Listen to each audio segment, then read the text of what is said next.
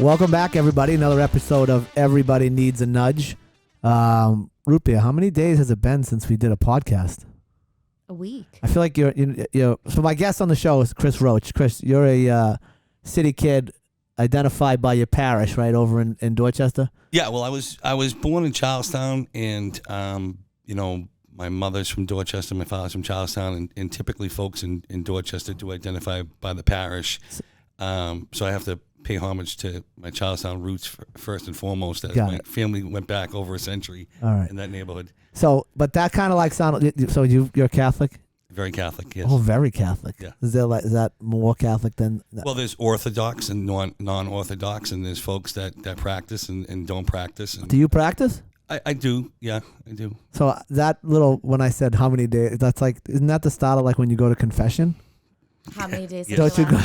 Yes. Don't you go in? You're like, forgive me, Father. Forgive me, Father. It's been X amount of time since my last confession, and during that time, I've committed 17 crimes. Yeah. But I'm forgiven, right? And I can go. At least. And I miss going to confession. I used to go to St. Anthony's Shrine downtown on Arch Street pretty frequently. I miss going downtown. Actually, it's beautiful. It's changed so much downtown Boston, of course. But yeah. St. Anthony's Shrine is a beautiful place. So how long has it been since our last podcast? I'd say a week and a half. Ugh, I know. We almost missed this one too. No. But Roche saved the day. Who did? Roche saved the day. Did save the day. So we were just talking off air about days off, and Root Beer's got a lot of days off coming up. Because I've taken none. I know, but I don't know how I feel about that. I feel like you need to spread your days out off over the course of the year. Let me roll them over. Well, let me talk to HR on that. But what happens if you roll them over? My point this isn't about rolling them over. I'm trying to give you some advice. Take some days off. Right. Because something always comes up. Like at work. Yeah. I know, but I was like, hey, we have to do the podcast tomorrow. And you're like, I'm going to New York. So that came up, and she still is leaving. Right. So I said Monday I would come in for it. You did say that. I'm just telling Rochi, what do you think? You got to take your days off. Yeah, I think that one, you have to listen to folks that have more experience in life. Quite frankly. Older folks. Yep. If there's anything I could tell any one of my kids, like please listen to people with more experience, and especially people that care about you. Yeah. So I think Danny cares about you, and I think if he's saying something, then we need to listen. More days off? Yeah, take your days. No. You misheard what I said. You misheard. I didn't say take more days off. I said take days off earlier in the year so that you're not trying to get, taking the whole month of December off. Right. I mean, geez, like every Monday and Friday, out, 4-day weekend. It's like a big giant party for you. You're going to miss me. I am. It's tough. I know. So, as most of you guys know out there, I like to win, right, Rochi? Everybody likes to win, right? Yeah, very competitive. So that's normal. I saw a great quote. I think it was on Instagram or something. And essentially it's like, those like motivational quotes that you see on Instagram, and the guy's up there speaking. I think he's like a football coach, and he's talking about winning. And the message, and I'm gonna butcher it, but the message is essentially winning doesn't care about you. Winning doesn't care what's going on in your life. Winning doesn't care what's going on at home.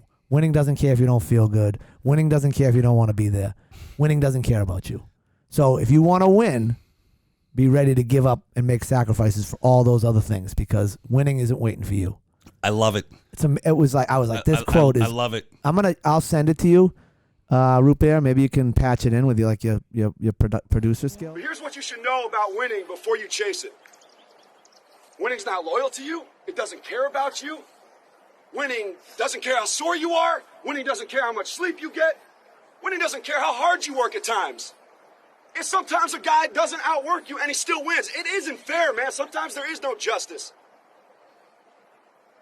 Winning requires all of you and then more, and it promises you nothing. It's a mastermind of creating fear and doubt in your mind. It causes setback after setback. So the question is about winning. Are you willing to sprint when the distance is unknown? And why chase this thing called winning? Because the only thing that's guaranteed in life, if you don't chase it, is losing. Because I was like, wow, because he's right. Yep. You know what I mean? And the game goes on, and you got whether if you're not gonna put in the work, you're not gonna win. Yep. Right. I just thought it was an amazing quote, And I joke and I don't joke. I've in my coaching, I like to win, right? And people know me as a guy who really likes to win and really hates to lose. Terrible loser. I'm a really bad loser. Really bad. Are you a good? This is a weird question, but like, are you a good loser? I think I have my moments. Yeah. And I think that but you grew up playing sports, right? Yes. I was very super competitive, like everybody, and definitely, of course, I hate losing. And was I a sore loser at times? Yes. Good. Yeah. That's what I like to hear. It's the truth, of course. Yeah. Yeah. I don't want. Show me what did Lombardi say? Vince Lombardi. Show me a good loser, and I'll show you a loser. Right? Root beer. Do you like to lose? You don't have a competitive bone in your body.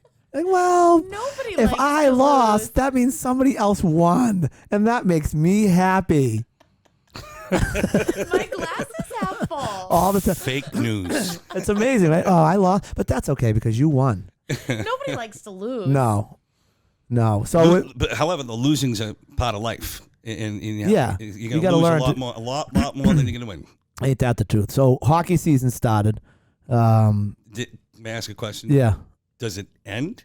Yeah, well, this is one of the questions I wanted to ask you before we get into sort of your life story and how you got into this chair with me. You're kind of new to the hockey world.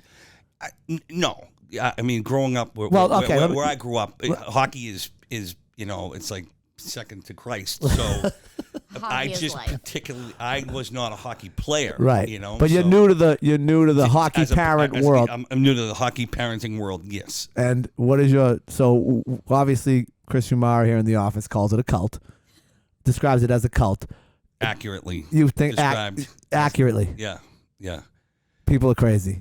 Yeah, people are completely crazy when it comes to hockey. I just think, everybody's competitive with whatever youth sports their children are participating in. Everybody's involved. Everybody's contributing. But it seems hockey's regional, like specific to Massachusetts, maybe Michigan. But folks in Boston and folks in Massachusetts are completely, totally nuts when it comes to hockey. Out of control. Out of control. Yeah, out of control. Parents, at the rink, from coaches to We're all the way down the line. and actually the politics. So let's forget club hockey. Let's forget high school hockey. Let's forget. Let's talk youth hockey. Let's talk mites and squirts. Yeah. Politics with mites and squirts. And I'm mites and squirts, for those who don't know, like 7, 8, 9, 10-year-old kids, right? They're the young kids. Yeah, they're the beginners. Third graders, fourth graders. Yeah, they're the beginners. Yeah. And Jimmy gets on the phone, gets on the team because Jimmy's dad is buddies with Johnny, and Johnny's the coach, and it still goes on. A lot of politicking involved in mite youth town hockey. And I thought I recently saw something, it might have even been in Dorchester, where the woman was suing. The mother was suing the youth hockey program because of that type of politicking that was going on. It could have been. I try not to pay any attention to it, but that might have been the case. Yes. So I love that you're in the cult. All right. So I am. As most of you know, I coach all my listeners out there, all my tons and tons of listeners. Coach the Duxbury High girls hockey team. So whenever I leave work, I got to go down and coach whatever practice. Chris Kumar always says, there goes the cult leader. He's going down to his chapter. They're going to have a ceremony down there. They're going to have a sermon. It's not, listen, to me, it's a wonderful sport, and I love it. Listen, so I can appreciate the humor, and we were just enjoying a humorous moment with respect to it, but I have nothing but the utmost respect for coaches, and I realize the impact that coaches make on children's lives. And how important it is, especially with a good coach and somebody who's positive, and like just a development, not just with the sport itself, but the impact that it has on kids. So I love coaches in general because it's a lot of work. Yeah, it's a grind. A lot of sacrifice. It's a grind. But so I'll tell you one story, and then we'll finish the sort of daily wrap up. But I coach Duxbury High, and I also coach a club team. I coach the Bay State Breakers, and I've coached my daughter Annabelle's team. She's a junior at Buckingham Brown and Nichols now, and I've coached their team for 1,000 years. And one girl that I coached at Duxbury High and another girl that I coached with the Breakers are now playing together at Tabor Academy in Marion. Very high level of hockey. Yep. And they called me on, they played Saturday. They called me. And I was sleeping. It was like 10:30 at night, and I got a text the next day, and it was essentially them saying, hey, hey, we played together today. We won. I scored 2 goals. Learned from the best, or something like that. It was just a nice, it's like all the hard work that you put in. Sweet. Yeah, it was so sweet. Yeah. Very thoughtful. And then, the other thing that was sent to me today, they at Duxbury High School, they put up a board like, what do you love the most about Duxbury High School athletics? And one of my players, anonymous, put up their nudge on the board. Yeah. Awesome. So to tell you, as much as a parent appreciates the coaches, I think the majority of the coaches that I know, they do it for the kids and they do it for moments like that, right? That makes it all worthwhile, all the headaches. So quick little update. My 3 kids, Annabelle's trucking away. She's just took the PSAT, so she's getting ready for college. Awesome. All that stuff. Rose is on a competitive cheerleading team, and they had a competition this past weekend, and they received a bid to the World Summits. Ooh. Yeah. Awesome. So she's going down in April. They'll go down to Florida, Orlando, and she gets to compete. Oh, that's so fun. Yeah. The Orlando. We went last year, and the athletes down there were incredible. These girls from age, I don't know, 8, 9, all the way up to 17, 18-year-old. High school. Nobody was in college.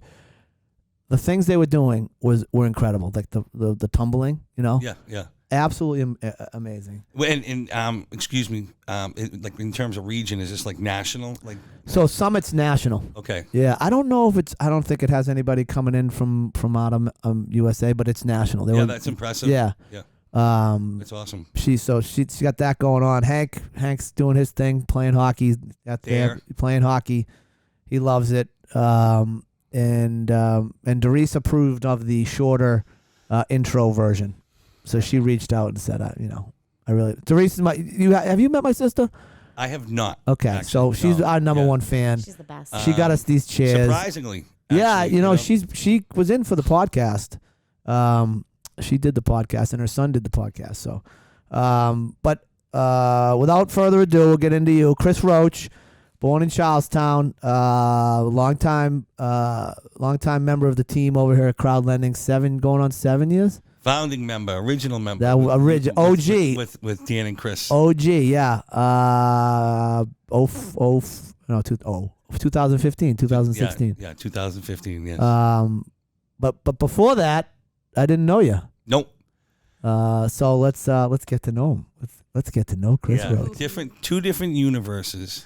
Well, that goes back to the city versus suburb argument that we have all the time. Which I love and appreciate the fact that Danny has his left up against city kids. All the time. And I've kind of always had my left up against non-city kids. Yeah. But I'm open in my mind. I don't have a choice anymore. We're all learning. Well, we're trying to get you out of the city. You're Quincy now. Then we're gonna go. Next move's gonna be Braintree. We'll get you down to. I was in Weston this morning at the dentist office. I was like, I could have stuck around there for a little while. Oh yeah, that's big time out there. Yeah. Oh my God, it was so beautiful. Weston's yeah. nice. So Charlestown, brothers and sisters. God's country. Yeah. So immediate family, one sister, and then my parents got divorced and my mother got remarried and had another child. But I had never lived with her because when my mother and father got divorced, I kind of stayed with my father, and my sister went with my mom. So two sisters. So the sister is the first sister is older or younger than you? She's a year younger. So you're the oldest. I'm the oldest. Yeah. Irish twins. They refer to it as Irish twins. So you're within 12 months. Correct. Yeah. Yeah. What's up? Hey, Papa Paisan. How you doing, bud? Hi, Chris. So, and how long do you grow all? No, so it was an unconventional path with a lot of Well, that's why we're talking about with sort of the nudges that led you to where you are. Yeah, and I'm so very fortunate and so very blessed that there were a lot of nudges. Good nudges. Oh yeah. Yeah. Yeah. No. God always had his eye on me and made sure that I was getting nudged along. And God works through people. So because I was veering off the path, and right at a very young age. But where I'm going is, so my mother and father got divorced, and my sister ended up staying with my mom, and I stayed with my father, and my father had some issues, and my grandparents ended up raising me. Okay. And my grandmother, my grandfather. Grandparents on your father's side. On my father's side in Charlestown, and from when I was about 11, 12, like 6th grade, 7th grade. And, So what sports were you playing back then? at that point in time, I could play any sport, that I touched. Yeah. And when like with my grandparents being slightly elderly, so it was a little bit difficult, being involved in a lot of the organized sports. So getting to hockey and playing organized hockey and stuff. So I would be up the Boys and Girls Club and in Charlestown. That's a busy place. Yeah, it's a great place. It's a real beautiful, special place. My grandfather, he was like a part-time janitor there when I was a kid in like the early '80s and mid '80s. He was retired from the Army. He drove a truck for the Army and back and forth from here to Air Force Base. But I was proud that he was a janitor up there. So you spent a lot of time at that Boys and Girls Club? I did. Yeah, it's a very again. So there must have been some people there that were influential on your life. And yes, no, there was a lot of extremely good people that were influential there. But I would say that the one of the most influential people was a parish priest named Father Ron Coyne, who came to Charlestown in 1989, I think, and he started. Like CYO, so we started like Color Guard. I don't know if you guys are familiar with. No, I'm not. I know what CYO is, but I don't know what's Color Guard. So Color Guard is typically girls, and they march and they have the fake guns and they throw them up in the air and the rifles. Yeah, excuse me. Yeah. And was CYO like the boys' side of it or something? No, so CYO was just. Or were you just chasing the girls that were in the Color Guard? No, I was just giving props to my man Father Ron Coyne, and he came in and kind of like revitalized a lot of the things that weren't happening in Charlestown. And it was a period like early '90s, late '80s when like the city was in a tough spot. It was a lot different than it is today. Well, there's been a huge gentrification over there. And huge. So in that, I'm pretty much a student of gentrification. I've been observing it and witnessing it since the late '70s. So like gentrification started in Charlestown, literally so you have the Bunker Hill Monument, then you have City Square, and those pockets where you can walk down. Now City Boston. Square is I know where the Bunker Hill Monument is, up on top of the hill. City Square is down by the Schraff Building. No, that would be Sullivan Square. Okay, which is now an opportunity zone, and that was dubbed by Mayor Walsh. And there's a lot of development occurring there. It's going to look like the Seaport in 5 to 10 years. But City Square is the opposite end of the North End Bridge. So if you come over the North End Bridge, all right, yep. Then you enter Charlestown. That's City Square. City Square, okay. Yeah, right there. So that particular area, there's some streets there, again, where the gentrification began in the late 70s, early 80s. Is that like Winthrop Street up in that kind of by the training? So exactly. So Winthrop Street would be an extension, the training field. Yeah. Yes, and that, again, is another area. What was the name of there was a barber shop right there. Wasn't there a barber shop right on the training field? Yeah, but I forget. So there was Jack the Barber, there was Umberto's, there was Tony the Barber in City Square, who I had gone to, and then my buddy Pat the Barber, he started cutting here when I was 16 or 15, and I've been going to him for the last 30 years. Still go to him? Yeah, still go to him. Yeah, for 30 years. He has a shop in Charlestown? So he's a great kid. He had coincidentally had a shop in the housing development. His father worked as a maintenance man in the housing development, so he was able to get a shed. So nobody had sheds. And he started cutting here when he was about 16, and he would charge $3, and we'd give him $5. We'd give him $5. That's a good tip. Yeah. So you'd give him a fin, and it's interesting. We're gonna go to confession today, guys.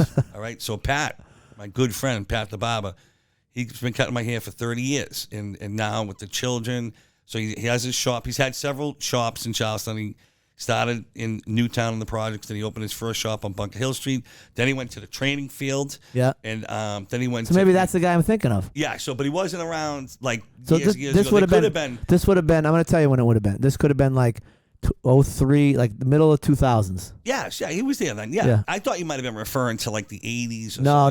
Because I lived in Charlestown for a few years. No, so he was there then. Okay. That's when Pat was there. Yes. That's like right across the street from Killer's house, right? Exactly. Yeah. Yes. Yeah.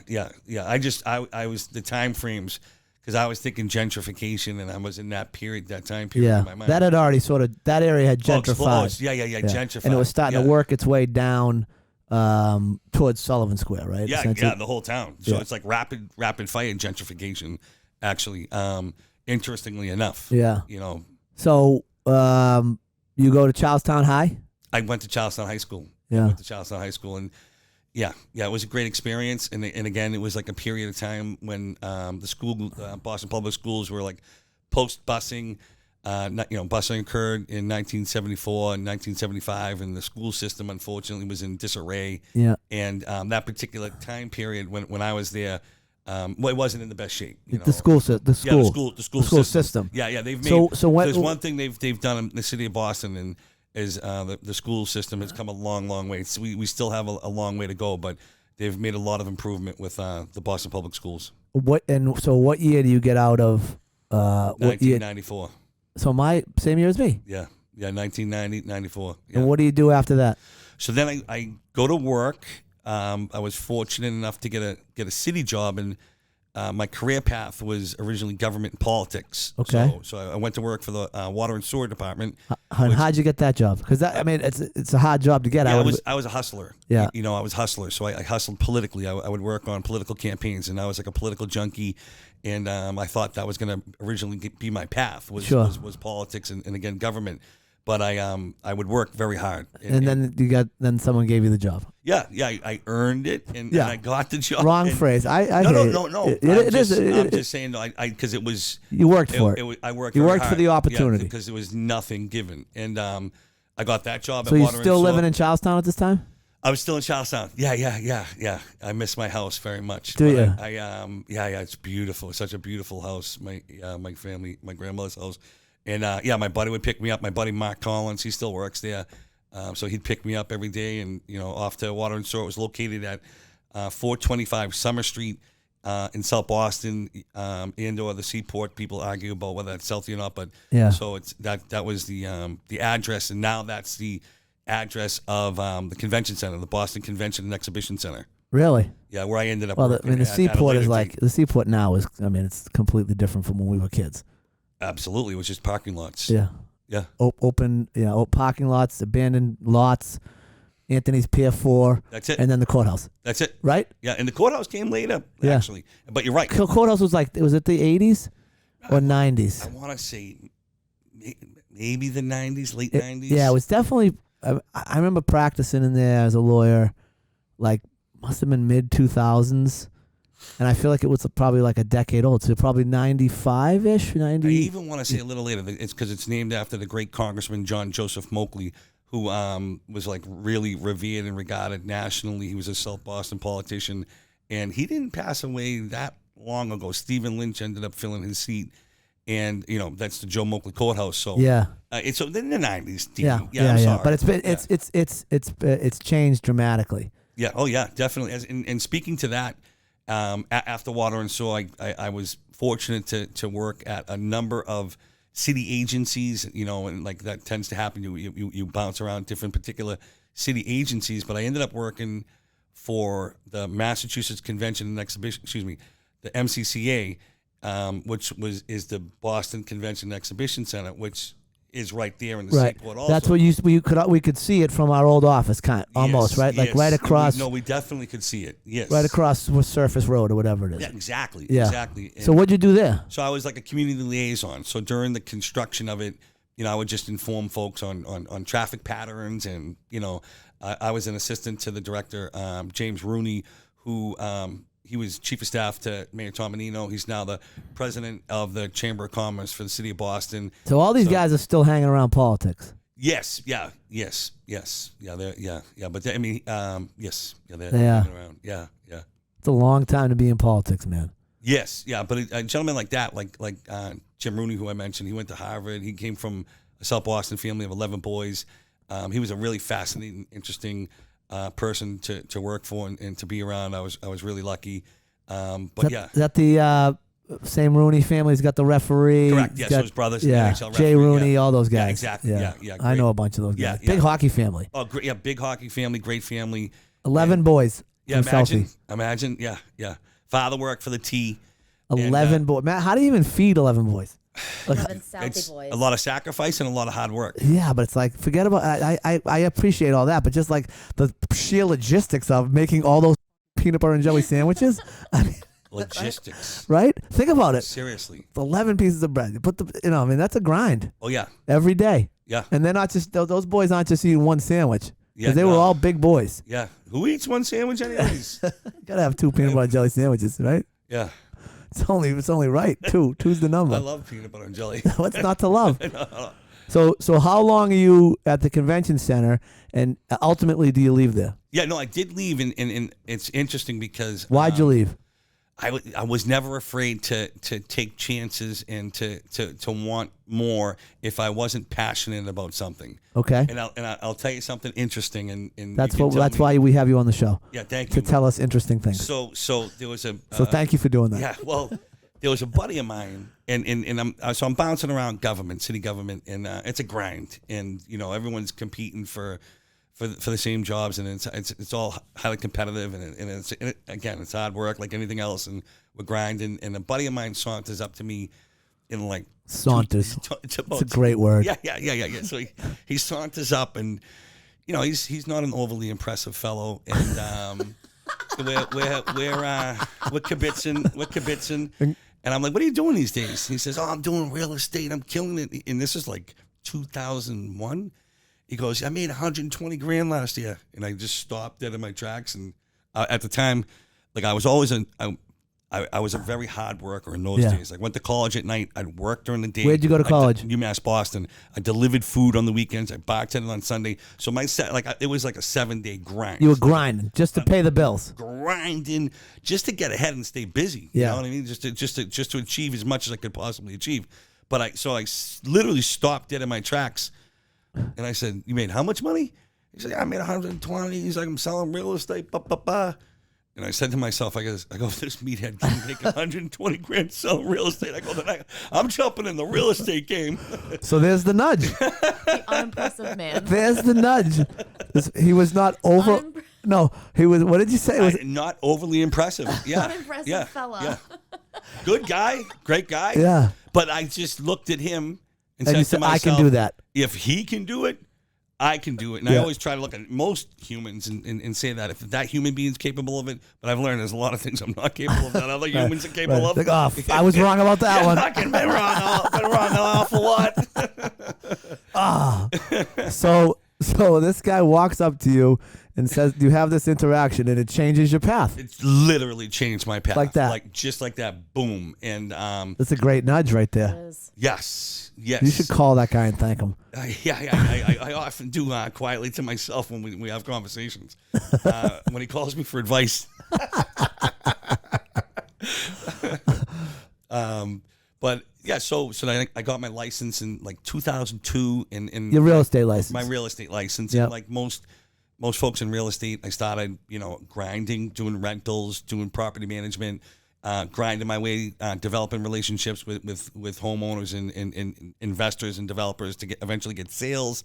And my path was always going to be like the investment side of the real estate business or the development side. And fortunately, I was able they obviously say the harder you work, the more luck you have. Yeah. I was able to land in a good spot in like 2007. So you're grinding away for 4 or 5 years. Did you hook up with like a broker or something? Yeah, so I was working for Old Town Real Estate originally. They're a Charlestown outfit, right? No, so it's a Dorchester guy, Teddy Ahern. He's a great guy. He was a buddy of mine. He's a developer. He's actually he's one of the most brilliant like zoning minds in the city. He's still around the game. Yeah. I don't want him to hear this either because his head he's got an ego the size of the city, but he's the greatest guy in the world. But with respect to like zoning and building, he's got brilliant, it, and he's loyal and good. So I was always So were you like selling real estate for him? Yeah, so selling real estate. So he was the owner of the company, and I was selling real estate, and then. Like most people, you kind of bounce around. So I bounced around to another company and then ended up going to South Boston for a little while. And then I went to work for an REO company specifically doing REO properties. So REO, for those that don't know, real estate owned. That's what they call a piece of property that a bank takes back or a lender takes back, right? We're a lender here at Crowd Lending. Sometimes we got to, break some kneecaps and take the property back. I'm kidding. We don't break kneecaps. Yep. We have taken the property back. But we do not break kneecaps. Nope. Okay. Certainly not. Look in the camera and tell. Say We it. do not. I'm not involved in any kneecap breaking, nor do I want to be. Ever. Never have been. Never will be. Anything beyond that, we're going to take the Fifth Amendment.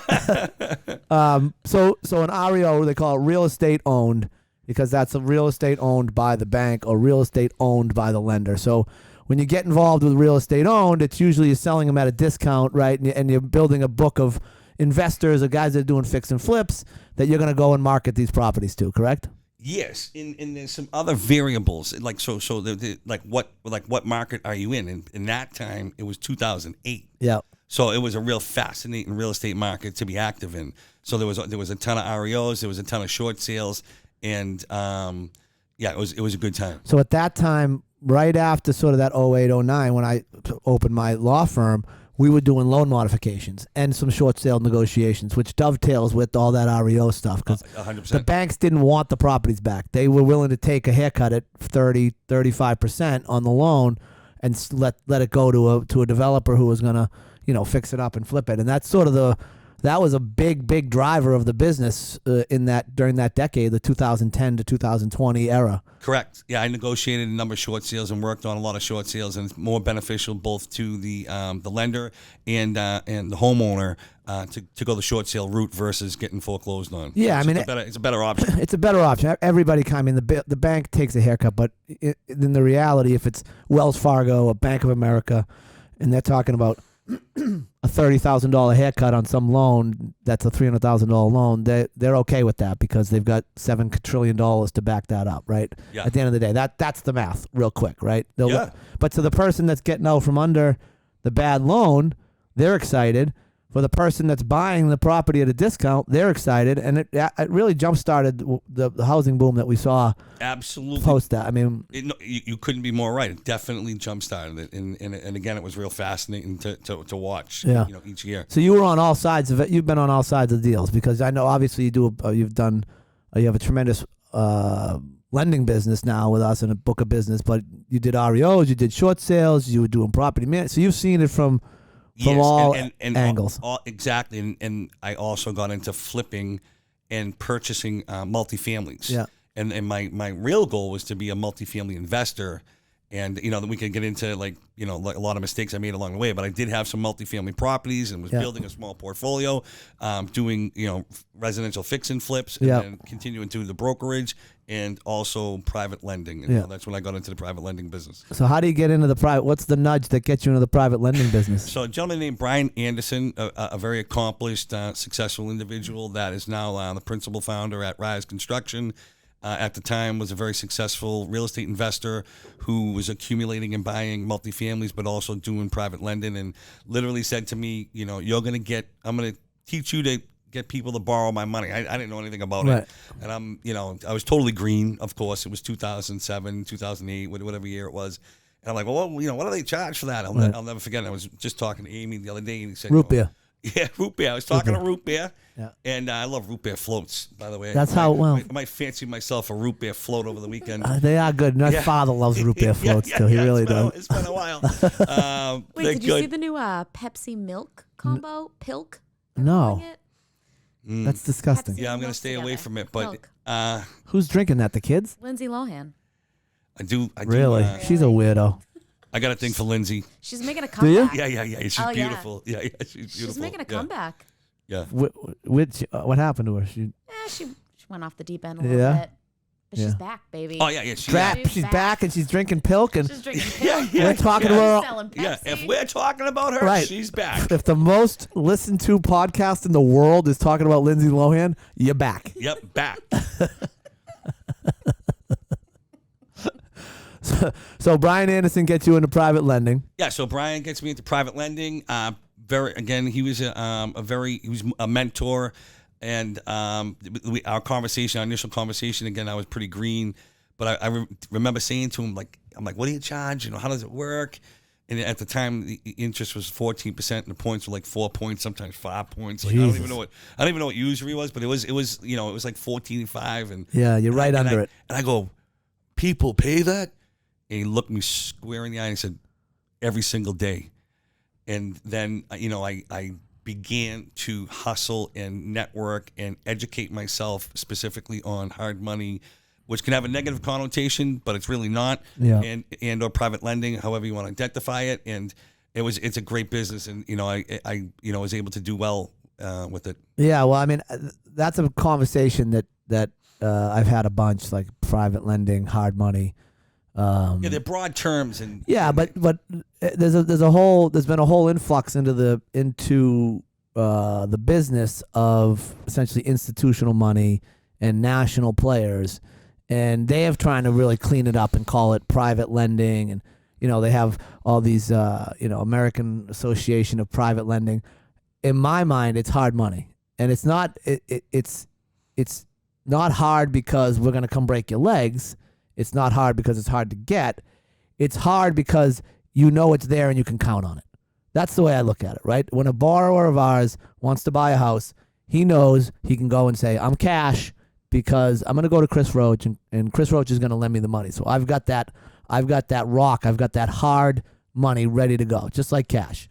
And that's the reality of it. No, I agree. I don't have a problem myself with the term. It's just some folks struggle with it. So. Yeah, well, then you're a loan shark, and I mean, I've been called everything under the sun, and come to the office, you'll see this is a legit, very legitimate business. And no, quite frankly, Danny, it's more than legit. I speak to your work ethic and your ethics in general, and I'm couldn't be more happy working again with you and Chris, because not everybody is as ethical, as thorough. And handsome as you are, and handsome, definitely. So you're with Brian Anderson for a number of years. Yes. And then eventually you come over to crowd lending. Yeah. So Papa Paisan and I, Mr. Christopher Fumara, we go back to the college days when he was down at Barry University with our very close mutual friend Brett Kelly. Yeah. At Brick and Beam, I go down. Little plug there for Brick and Beam. This week's sponsor, Brick and Beam. Always plugging Brick and Beam, and always great food. They do an incredible job with their chicken wings. Yeah, great food. Just don't golf with Brett. If you're over, it doesn't even matter what your handicap doesn't matter. is. Somehow he's gonna get you. He has to play at a 2. Yeah. I was a victim to him. I was just a foolish victim for years, but I saw the light. I accepted what I am. Yeah. But Chris and I developed a friendship through Brett at Barry University, and and also Chris was in the restaurant business and stuff, and you got a restaurant. So I did. That was one of the nudges in the wrong direction. I ended up making some money, and from hustling and hard work and flipping properties and making some poor investments, and I ended up investing, and it wasn't a loss, but it didn't work out. So you're not in it's a landmark, right? So I'm no longer involved. I was able to just recapture my initial capital in small increments over time, but you got it all out. Yeah, I got it all out. There you go. Yeah. So that's a win. Yeah, it is. But restaurant business is a hard business, man. And of course it is. And I was always told to stay in your own lane. It's funny. So John Hines, that John and I are good friends, and I've gone to him on numerous occasions for business ventures, and he told me to stay out of the deal. There were 3 things I've done in my life, and he told me not to do it, and I didn't listen to him, and I did it anyways, and then every time it exploded, So listen to your elders, like when we started the podcast. Right. See what he did? They looped it back. That's amazing radio right there. He also called you an elder. He's talking to John Hines. Yes, and for anyone in general. I'm March of 76. What are you? Yeah, August 76. Oh, so I am your elder. Yeah. Respect your elders. Yep. Respect everybody. So, right. Chris has a conversation with you. Yes, and Chris is such a character, and actually, I have to tell the story because so Chris goes into the whole crowd lending concept prior to the formation. Yeah, like any kind of official formation. Yeah, crowdfunding had kind of just began. In the financial markets, and Chris came up with the idea, and got the name, and he said, we went to eat at Scola's. Scola's is a sub shop that is down the waterfront in South Boston, and Chris is just such a character, but he broke down in the concept. Yeah. And, I just, again, I love him very much. So, we connected, and then after you guys officially formed it, and then I kind of came on board. Yeah. 2016, we did our first loan. Yeah. Now we're pushing 2023. Yeah. Decent run. Oh, no. We've had a great run. A great run. And again, I'm having this conversation frequently. Like we've learned a lot, but we're strict with our underwriting. We're thorough. Certainly, obviously, made our mistakes, but we're in a good place. And there's been the last 3 years was super competitive. There were more lenders, both national and local, than I've ever seen before. Super aggressive, and I'm just scratching my head trying to figure out what's going on. What's going on here? When does this all fall apart? And it's all kind of falling apart. Well, and that's what we talked about. We had this conversation numerous times. Like, let's just stay steady, do what we do. Those people are going to fall by the wayside, and they did. We do patience. Yes. Which is another great life lesson. Yes. Have some patience. Yes, and it's also the long game. That's the life. Yeah. It's the long game. We're playing the long game. I struggle with that because I sometimes, if things not going great, I'm like full panic mode, right? And you're like, oh my God, the world's ending. The sky's, what's that? What's it, Chicken Little? Chicken Little. Chicken Little. The sky's falling. The sky's falling. Like, and then you wake up, you're like, okay, wait a minute. This is a long play. This isn't going to close tomorrow and everything's going to, and you're out of luck, right? You make mistakes. You got time to make it up. And you've got a long runway to make a pretty good business. Yeah. But if you don't think like that, I can see how people get so in their head that they just freeze up and they can't make any decisions. Because you do have to make decisions. When bad times come, you have to make decisions, and sometimes they're hard decisions. But if people freeze up and don't make those decisions, then they stay right where they are. Oh, yeah. Right? Oh, yeah. Yeah, you got to be decisive. What's that? There's another. I'm all about sayings today because I didn't really have a lot of. Usually I have some funny stuff at the beginning, and to tell you, I've been pretty busy at work, which is like, so I haven't been able to. Dan, I know. I don't like saying that though. No, listen, everybody's busy, but no. So what's the saying? No, hold on. I want to actually say something. No, I have nothing but respect for your work ethic, and you work. I know, but you're working hard. One time we're in a meeting, and I'm trying to soften the tone. And I said something like, listen, Dan, I have nothing but respect. He goes, don't give me that. I don't want to hear it. He goes, and I go, why don't you want to hear it? He goes, there's a butt coming up. There is no butt coming up. There was a butt. All fired up. It was like it was a real small lowercase b, but it wasn't a real. But it was a butt. But the saying is like, if you're going through hell, keep going. Yeah. Right. Because what happens if you stop? Yeah. But peep that out, would you? Jeez, that's twice today. So you're screwed. What are you gonna stay in hell? And can I tell you something about swearing? Yeah. You used to correct me about swearing, Danny. I know, but I don't usually swear on the show. I don't know. And I haven't sworn. Very emotional. You're doing a great job. You're doing a great job watching you. No, it's okay. It's okay. Every once in a while, a swear slips out. They don't know that. Who's they? Hey, we're on the phone. No, they don't. Beep. We beep them out. Hey, we're on the phone together. It's just him and I. And I'm like,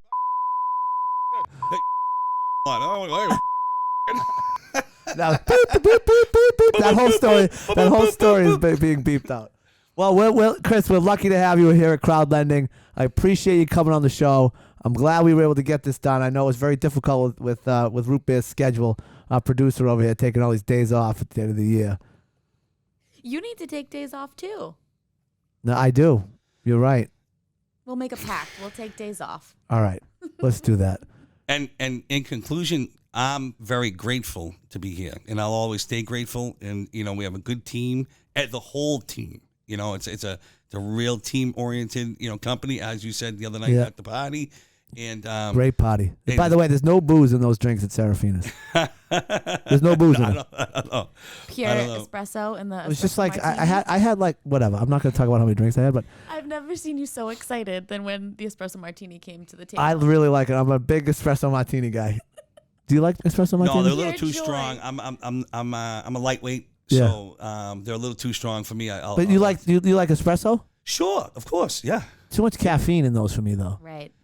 I'm a caffeine guy. You like caffeine? Yeah, and I love the North End, so I love walking around over there and getting my espressos and coffees. And, Is it espresso, right? Espresso. Well, I'm an Irishman. So. I say espresso sometimes too, though. And I was getting made fun of it the other day because I ordered an espresso martini, and all my buddies were like, it's an espresso martini. I would get corrected also. Yeah. I guess so. Well, if that's what we're getting corrected for, we're all right. Yes, we are. Yes, we are.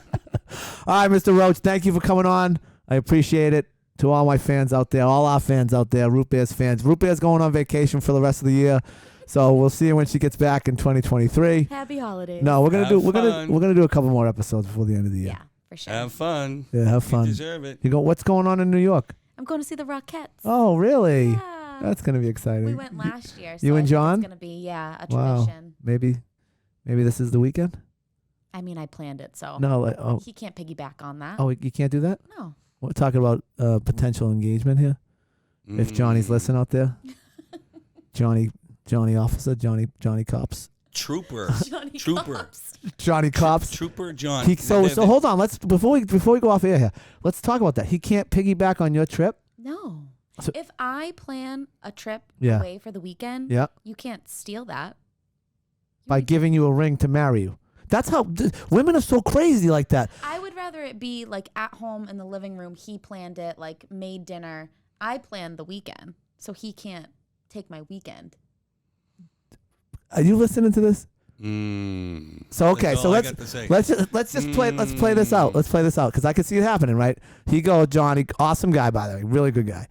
Goes down there, pops the question. You obviously say yes. Oh my God, I would whenever, wherever, Right. however. But then you're gonna he come did it. home and you're gonna tell your girlfriend, and your girlfriend's gonna go, "He stole your weekend. None of my friends would say that. Nobody. He stole your weekend." Or fine, they might not say it to you, but they're gonna call. Right? They're gonna backdoor text their friend. He Maybe. stole her weekend. I'll be like, no, he planned everything. He did it. Now we're just gonna build our life on a lie, which Right. is even better. That's fine. That's fine. He could give All me right. a twist tie. And Oh, that's not true. He could. He could. Yeah. Yeah, He won't. but he could.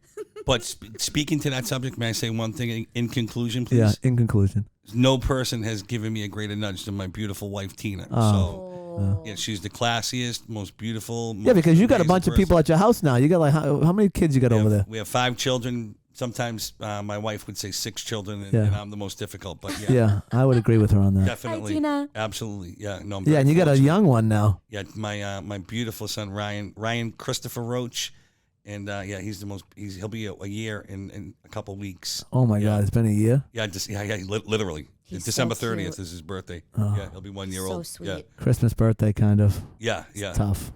It's okay. My biggest thing with him is no. No. The kids are so spoiled. Yeah. It's crazy. Just no. I love telling them no. I just say it all night long. I want them to learn it and understand it. Yeah. I want them to know challenge and adversity. Well, there you go. How to raise your kid? Just tell them no. No. Thank you, everybody. As always, if anybody needs anything, give me a call because everybody needs a nudge. Thank you, Mr. Roach. Thank you, Danny. Thank you, Root Beer. Good job, Root Beer. Merry Christmas. Merry Christmas. Merry Christmas.